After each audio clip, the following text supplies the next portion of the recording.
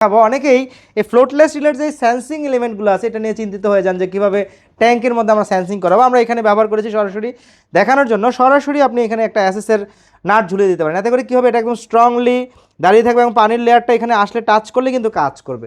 তো আপনারা যারা এইভাবে কাজ করতে চান সরাসরি অ্যাসেসের নাট ইউজ করতে পারেন সেন্সিং এলিমেন্ট হিসেবে।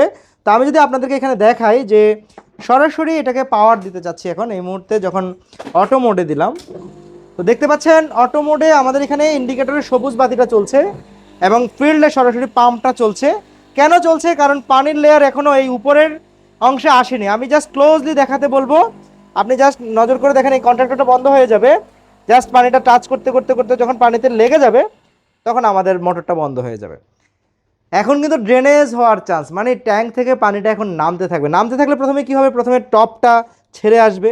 টপটা ছেড়ে আসলো ধরলাম, তার পরবর্তীতে সাথে সাথে যখন এই অংশটা খুব ইজিলি পানির লেয়ার থেকে ক্লোজলি যদি দেখেন, যখন এই পানির লেয়ারটা ছেড়ে আসবে জাস্ট তখনই কিন্তু আমার মোটরটা আবার চালু হয়ে যাবে।